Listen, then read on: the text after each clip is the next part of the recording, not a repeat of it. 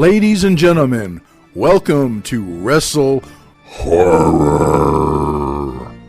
Greetings, listeners. Meat Hook Jim here. Did you miss me? Hey, of course not. You see me every week. And of course, you see the gentleman somewhere next to me here if you're watching on video. If on audio, trust me, he's there. Hey, what's up? Of course, that's Donnie Hoover. And along with Donnie tonight, we've got his wife, Terrie. Hello. And what we're going to do this on this episode is we're going to talk about New Ohio wrestling. Now, Donnie and Terrie own New Ohio Wrestling. Donnie's promoter. Terrie does everything else. Pretty much. I do some promoting. Yes, you do. Yes, you do. So she does more than Donnie does. No. That's for sure. But we wanted to talk about how New Ohio got its start, how Donnie got his start, and everything. So I guess my first question is for Donnie. And Donnie, what got you involved in pro wrestling? Pro wrestling pretty much came to me way back in the day of Georgia Championship Wrestling, World Championship Wrestling with the Four Horsemen, and Dusty Rhodes and Tommy Rich and Mr. Wrestling #2. I saw those in Atlanta. I think I spoke about this on our introductory podcast where I'd sit in my uncle's house and watch it, and that's how I came to love it. And I've always enjoyed it. I've always had a passion for it. And then I kind of fell off of it. Like in my early teens, and I got into the teen life where I was doing, a bunch of dumb stuff I shouldn't have been. And then me and Terrie started dating, and I started, working and settling down. And then I saw the commercial on TV for a wrestling school here in Columbus, and I had no idea there was one. So I, just said, heck, I'm going to go down there and try it out. So I went and tried it out. I loved it, and I started the school and never looked back. And I started in '97 and probably went up till 2002. And then injuries and life it pretty much happened. And I had to back off of wrestling and let my body heal itself because I did a lot of stupid stuff when I was wrestling. And then I had to get jobs and stuff to support our children and our growing family.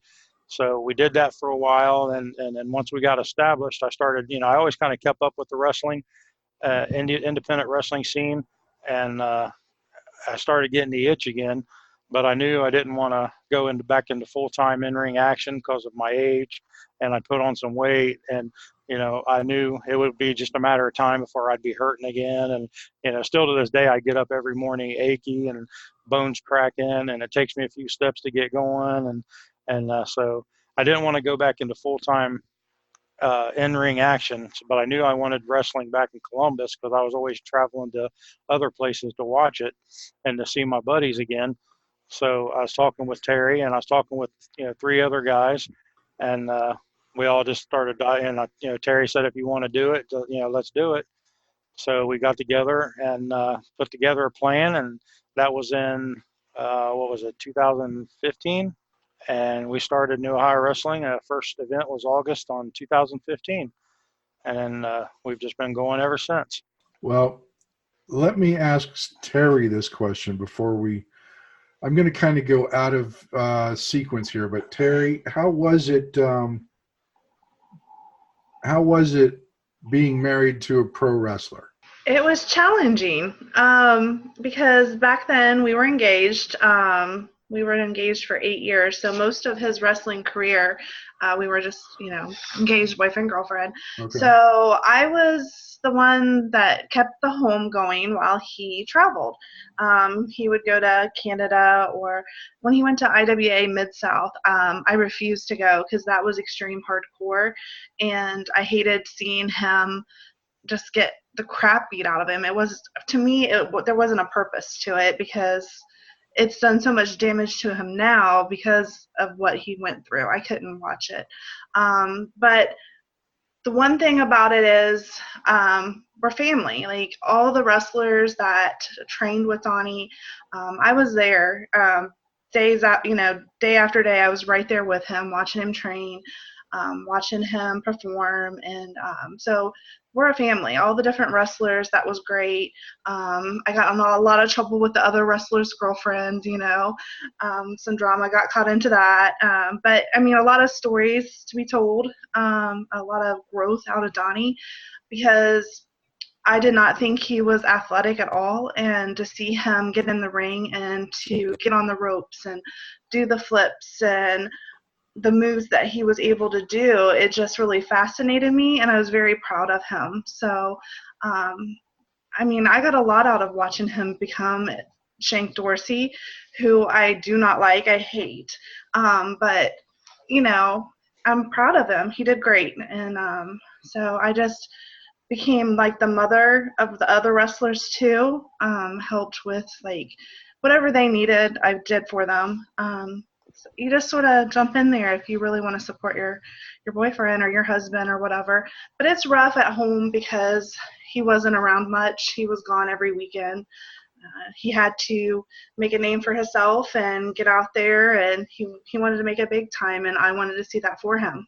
Okay. Speaking of Shank Dorsey, Donnie, was Shank Dorsey, the first question is, was Shank Dorsey the only gimmick you ever used? And the second question is, what kind of gimmick was Shank Dorsey? And obviously I know the answer to this, but Yeah. for our listeners and viewers. Yeah, pretty much. Yeah, Shank Dorsey was the only gimmick I ever did. I did do a second gimmick later on down the road called Lau. It was Terry Stellato's gimmick, and it was basically just I was under a hood, and I had a ninja suit on, and I was basically like a fat ninja that acted like he knew karate. And now Lau never wins; he always lost. But it was fun. So I did that under a hood. And but yeah, for the most part, my whole career, I was pretty much the Orient Express Shank Dorsey. And that gimmick actually came on by our head security guy, Roadblock Max Mayhem, Bill. He pretty much sat down with me and came up with the concept with me. And he actually gave me my first wrestling outfit. And it was just a solid black wrestling outfit. And that came from Bill as well.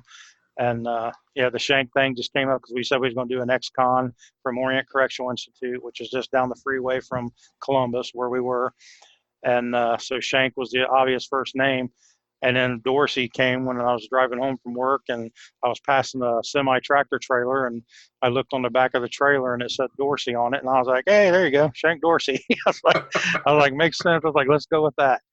So that's how it all originated. He's an ex-con from the Orient Correctional Institute. Nobody ever really knew what he was in for. It's never been revealed. At first, he was a serious, bloodthirsty, mean bastard, nasty. Later on, toward the end of the career, it kind of mellowed out, and I hooked up with Dale Johnson as a tag team. And for some goofy reason, we just came up with this prison bitch gimmick. So he would come out with a singlet and then some kind of like fishnet top on, and was basically my prison bitch. So we kind of ran with that for a few months, and people got some laughs. Yeah. He used to wear feather boas like Robbie Starr does, and so I mean we got some good laughs out of it. People seem to enjoy it. But so I mean most of my career, like I said, I can wrestle regular matches, but for some reason, like I said, I'm into horror, obviously, so the blood and everything just kind of fit me. And it was back in the ECW era where that was popular and the thing going on. So, of course, I wanted to, do the blood, and I want to do the hardcore matches and all that stuff, death matches.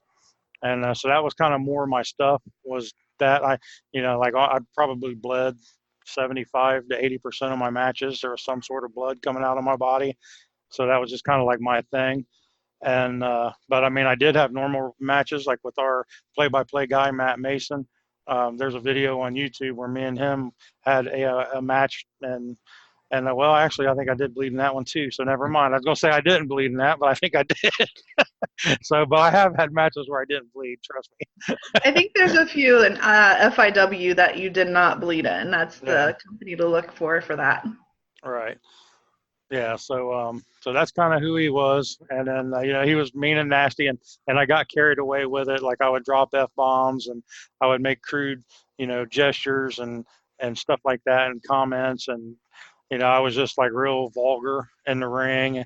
And like I said, looking back now, if it was me now, I would never do that stuff. But back then, I just went with it because that was kind of the era I was in with the ECW Extreme, all that stuff. So yeah, so it would be a different character if I'd done it today. But I had this thing called the Dorsey Horsey, and it was where I would like get the guy on his hands and knees, and I would like take my belt and rub it up and down the crack of his butt, and then I would ride him around like a horse, kind of like how Xbox did later on after me.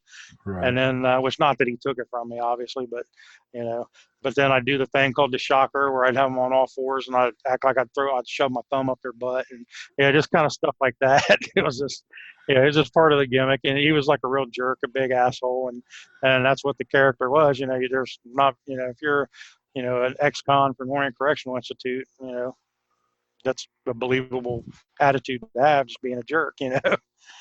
See, that's the weird part for me now. I mean, and I understand the difference between pro wrestling life and real life, and I know that personalities can be completely different.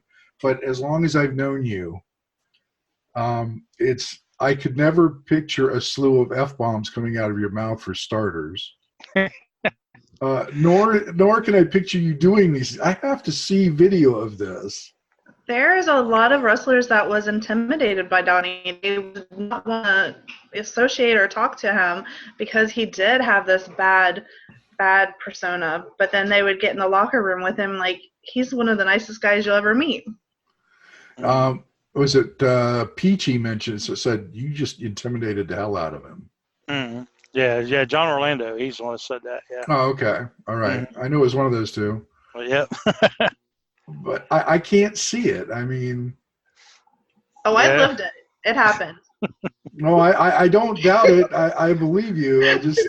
So you might see it one time if I ever get stressed out and lose my cool when I'm in promoter mode. You might see old Shank come out. You never know. So after you retired from active wrestling and you and Terrie founded New Ohio Wrestling, what was the goal aside from bringing more wrestling to Columbus, or was there any type of things you wanted to instill, like family values and things like that, when you created New Ohio Wrestling?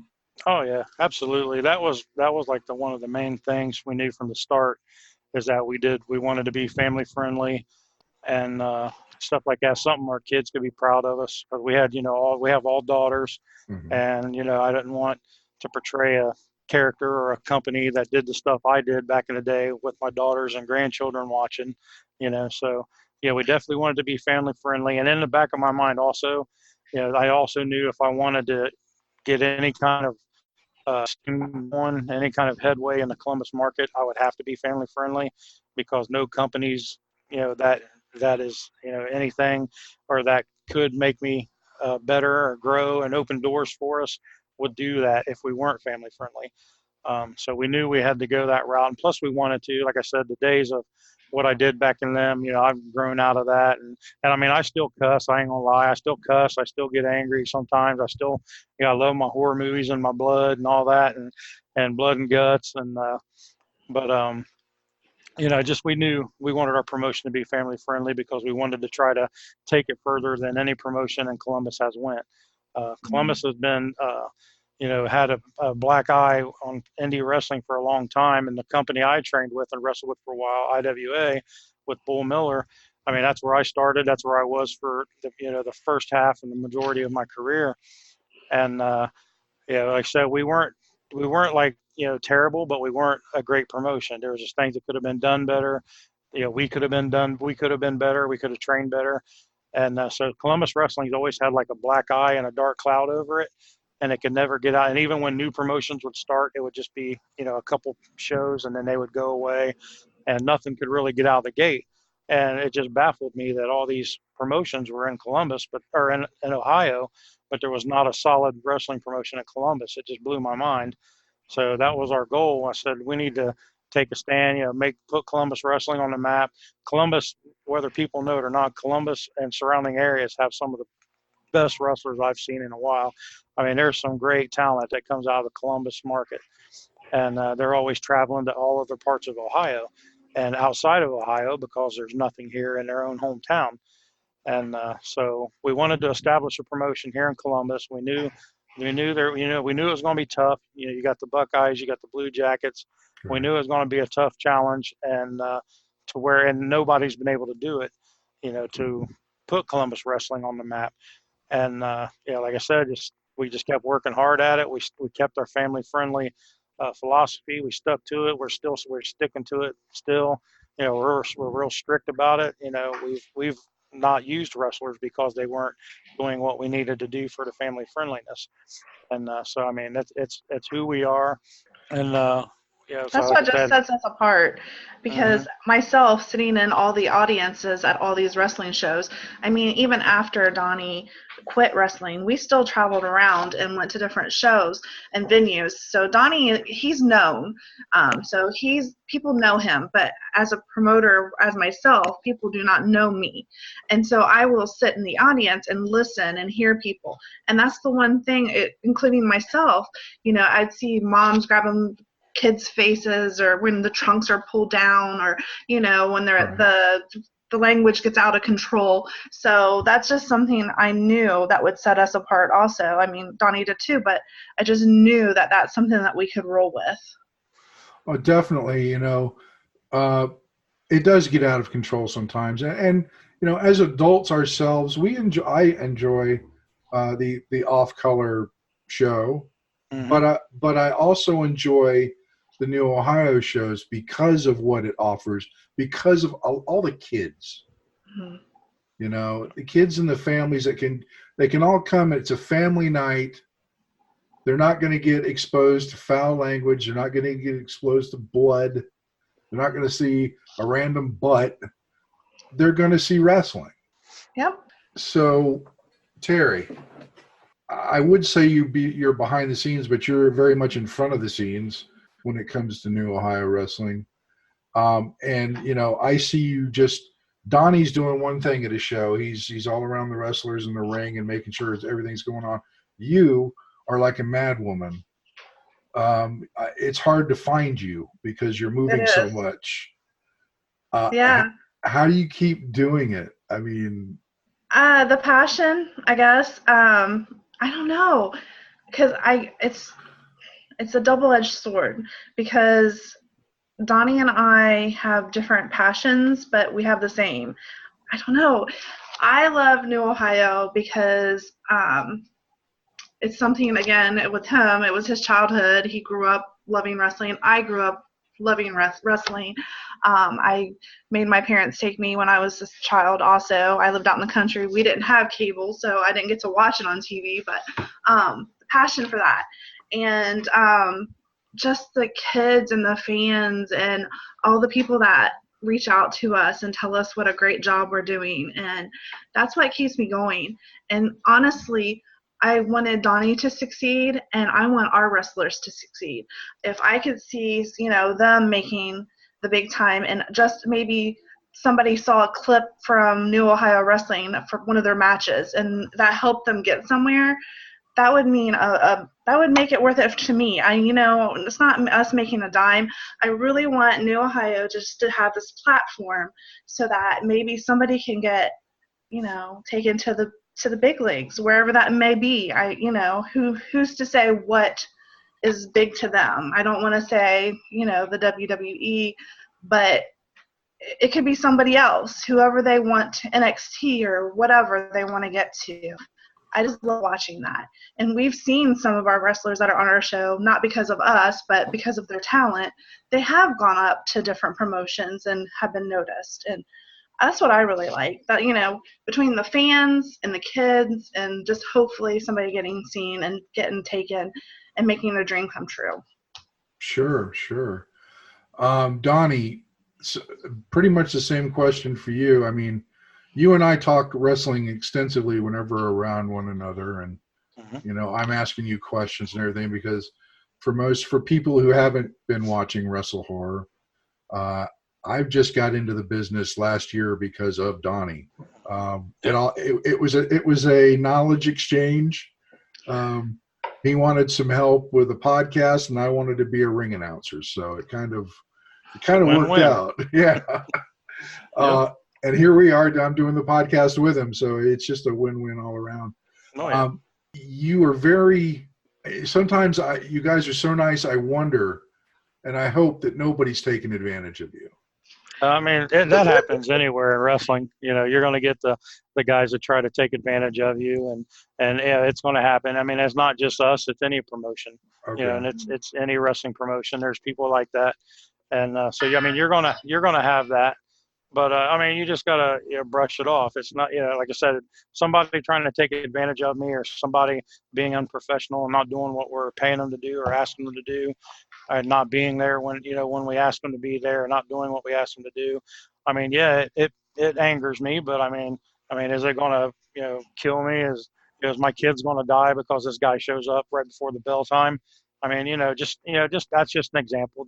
But I mean, Sure. You have that, but there's no sense in like flying off the handle, and because that's not going to solve anything. All that's going to do, because when I get mad, I more or less like lose my cool to where I don't think straight. So if I ever do like lose my cool and get mad, I'm probably going to either do something I'm going to regret, or I'm going to say something I'm going to regret, and it's just going to be a negative situation all around. So I don't want to waste my time with it. So I mean, if, like I said, if there's any negativity coming our way, we just get rid of it. Hey, there's a million people out there that want to either wrestle, ref, announce, help, tear down, set up. There's a million people out there that want to help, in professional wrestling. So, just got to, if you see the negativity, instead of just dealing with it and giving it back, you just get rid of it, cut it out. But like I said, but according to like what you said about with Terry's question, to be honest, like on the back end, that's pretty much what I do. Because if I keep my cool, I can think faster and I can think quicker. So when problems do arise, I either A, I solve the problem myself, or B, I find somebody that can help me solve the problem quickly. And I've even leaned on the wrestlers, like when we've had, a wrestler that was hurt, or if we had a wrestler not show up, or if we had, a wrestler that wasn't ready, for the match number they were supposed to be. I would reach out to the wrestlers and referees, and they would step in and give me advice and help, and it's like a big team.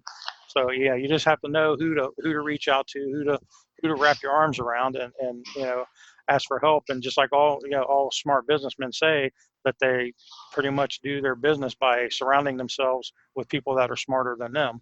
And that's what I try to do. I mean, there's a lot of, in our locker room, there's a lot of smart wrestling minds in that locker room.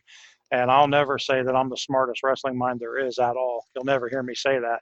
But what I do have is I have people surrounding me that do have great wrestling minds that I can reach out to and pick their brains and pick my brains and just mix it all together. But for the question you asked Terry, again, we pretty much got it down to a science almost, to where, I mean, people probably think we sit down and we plan all this out, like, okay, you have to do this, this, this in the front, and then you got to do this, this, this in the back. And we really don't. We have a checklist. Did we forget, make sure we pack everything. Do we have this? Do we have this? Do we have this? Once we know we have everything packed, all the envelopes are stuffed, all the thank you notes are in, and the cards are done for the announcers, once all that's done, we don't really talk. We don't need to. No. Once we get to an event, we basically separate, and we'll come together every now and again in passing. But unless there's a problem, then we'll get back together. But once it's show day and we get to the place we're at, we don't really communicate, because we know what we have to do. She handles the whole front. That's all her deal.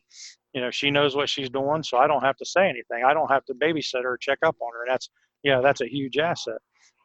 And just like in the back for me, I mean, she'll help out if she notices something in the front, and she'll come and let me know in the back. But when it's the back, she knows that that's my area and that I got it handled, and this and that. And then she'll give me, like when we had issues at the fair with people getting stuck in traffic, not making it, she was, relaying to me, hey, so-and-so hasn't made it yet. So-and-so hasn't made it yet. Just, helping me keep up with it all, because it was a big undertaking, right, to do all that. But so yeah, I mean, like having her be in the business with me as long as she has and being around, it's a huge asset. Because like I said, on show days, we don't sit down and game plan and assign tasks. Our tasks are already assigned. We know what our jobs are, and we just, like, once we get in there, it's like, okay, all right, break, and we're out. She's doing her thing, I'm doing mine, it just works out good. And I try to keep track of time, because when you're putting rings together and you're giving storylines and doing all that, time goes by really fast. So I try to take like 10 minutes before the show's supposed to start, and I stand like near the middle of the ring or around the ring and just look around and see what needs to be done and then who's missing. So that way, we can know, like, hurry up. Because I do not like to start shows late. I like them to be on time. I respect people's time. So yeah, like you said, we know what has to be done. We've done it for so long and been around it for so long. So now we're up to just recently, and New Ohio Wrestling is at show what now? What show are we up to now? The fair was now 12, so we're up on good old number 13. 13. But New Ohio Wrestling has also achieved one thing that the only other promotion that has done so is the WWE, and that's a huge feather in your caps. And of course, we are talking about the Arnold Sports World Classic Kids and Teens Expo. Yep. We was in there 2 years now, and we actually got in there through our friend at Kickmaster, Bob and Debbie.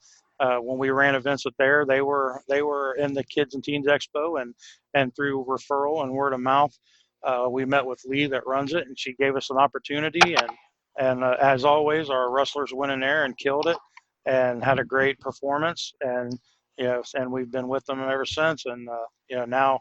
I can call Lee anytime I want, and we're on a good terms. And this will be our third, coming up in March. This will be our third year, and it's just been great. It's been a perfect opportunity. And again, it goes back to the family friendly.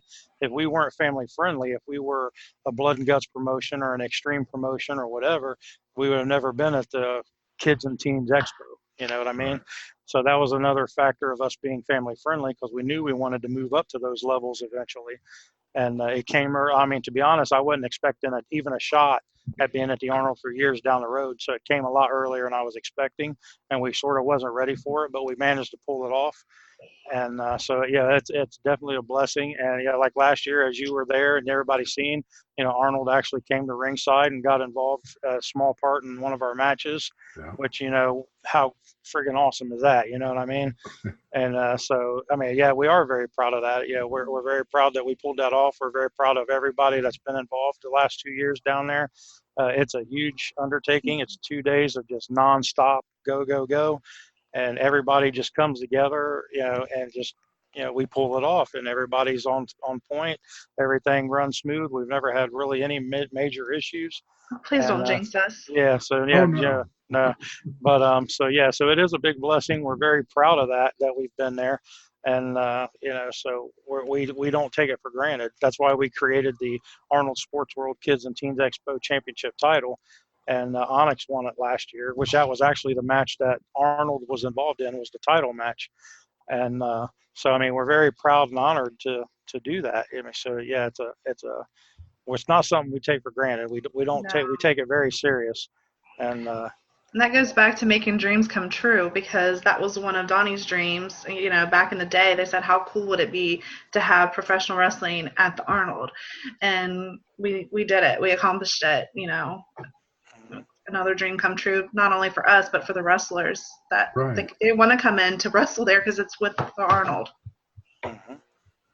It's been amazing. I missed the first one, but I was definitely there for all of the second one, and that's a lot of matches in 2 days.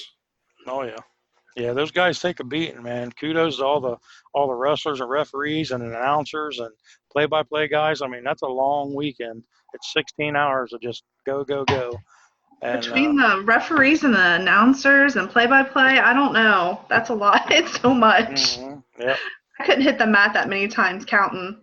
Yep. So, I mean, yeah. So it just, it goes again back to the surround yourself with great minds, with good people, and it just pulls it off. Like, there's stuff that happens in the back that I'm not back there to fix, and either like Peachy will step up or wrestlers will step up, and they basically fix the problem themselves.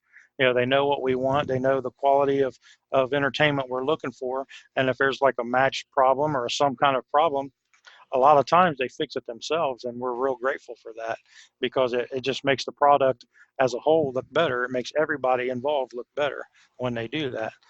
So another accomplishment that you did this year was you brought pro wrestling back to the Ohio State Fair.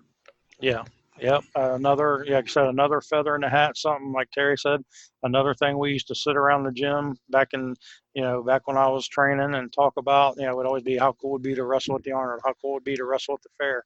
And those were like goals we never thought we'd ever get to see. And yeah, we got our way back in, and, and being with the Arnold helped. That was a helpful thing. And actually, Sluss Taylor was the one who brought it to our attention.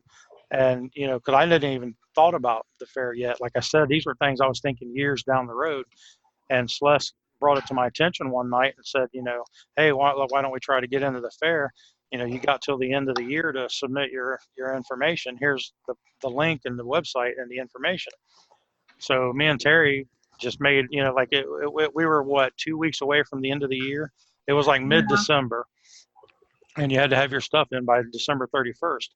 And so Celeste was just telling us, telling me this, and we said, what the heck, let's go for it. So we were up at literally midnight shooting a promo video.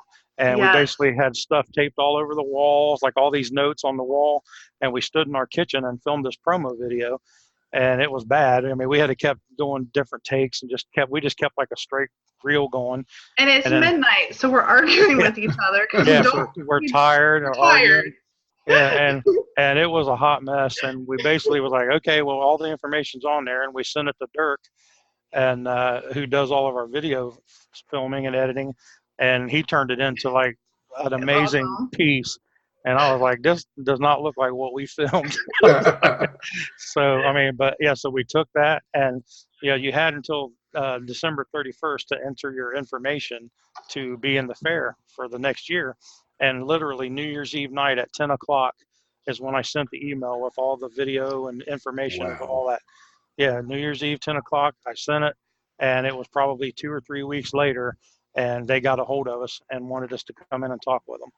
So it was, just like it was supposed to happen. Yeah. And, once we got there and realized she wasn't wanting anybody else or any other entertainment. Mm-hmm. Yeah, she was wanting to bring wrestling back. She wanted wrestling.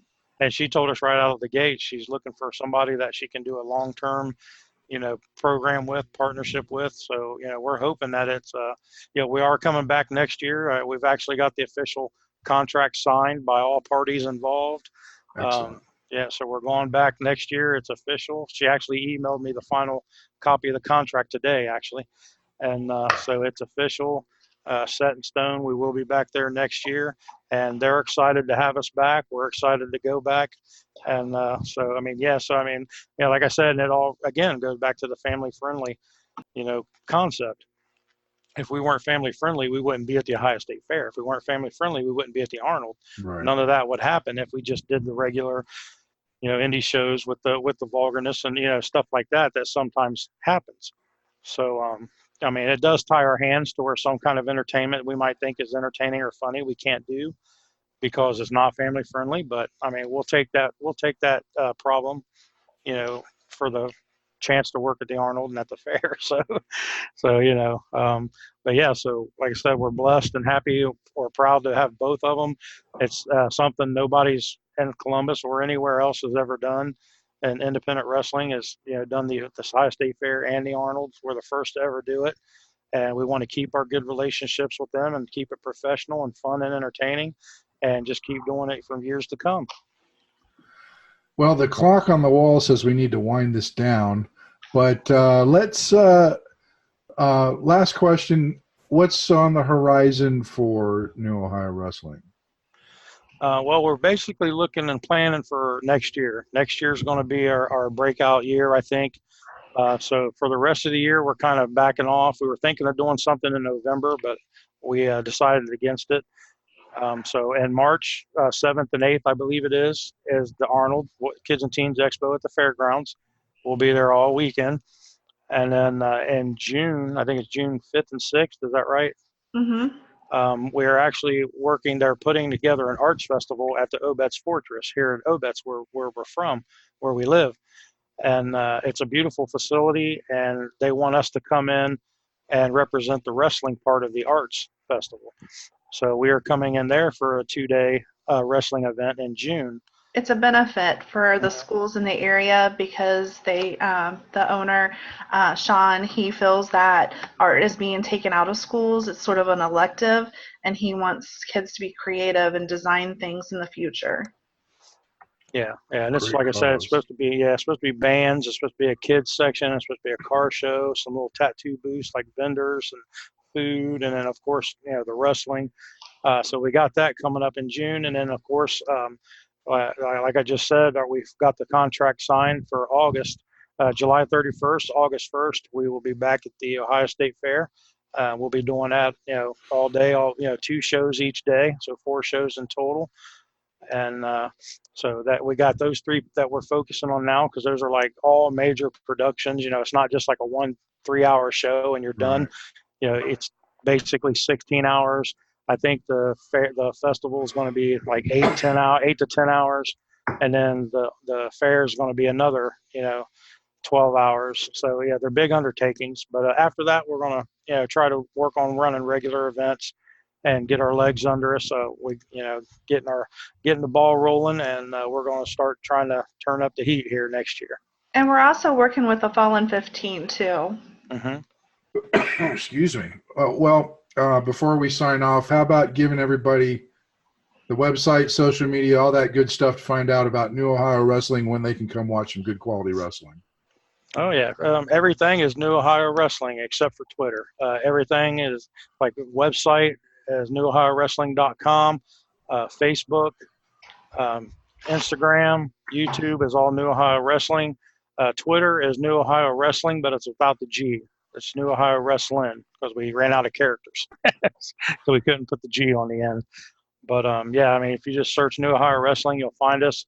We're in the process of re-updating the website and getting it up to date, so it'll have all the info that's coming up here soon.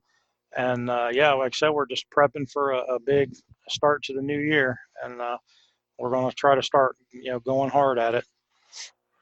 So the more sponsors we have, the more shows we do. Because if there's any more sponsors out there that would like to work with us and get yourselves advertised at the Arnold and get yourselves advertised at the fair, reach out to us. We'd be happy to talk with you. And Fight TV. Oh, yep, we're on Fight TV. That's another thing. Yep. Yeah, you'll even see Meat Hook Jim there a little bit. All right, so Donnie, Terrie, I think you guys have done something wonderful with this wrestling promotion, and it is growing, and you've gotten these great opportunities. I'm proud to be a part of it in some way. I'm still jealous that you actually got to go to wrestling school and I didn't. Hey, there's Cody Hawks down there, the old future great, right down the road from your house. Yeah, but I'm like old and fat. It might not work that well. Well, we're glad to have you as you are. Oh yeah, for sure. Well, I'd like to be a little bit thinner too. So who knows? Who knows what happens in the future? I won't be a wrestler, but maybe I can take a bump or two. I keep saying that, but I'm afraid to take a bump right now. Yeah. Anyway, Donnie, Terrie, once again, I'm just going to babble on. If I don't stop now, we get another recording to do. So thank you very much for doing what you do. Thank you for having myself and my family a part of the New Ohio Wrestling family. And we're glad you're here with us. And let's have some more fun. Oh yeah, it's coming for sure. All right. Make sure you follow us on all of our social media outlets. Facebook.com/WrestleHorror, Instagram @WrestleHorror, Twitter @WrestleHorror, on our YouTube channel, the Wrestle Horror channel. Also, you can find us at www.wrestlehorror.com.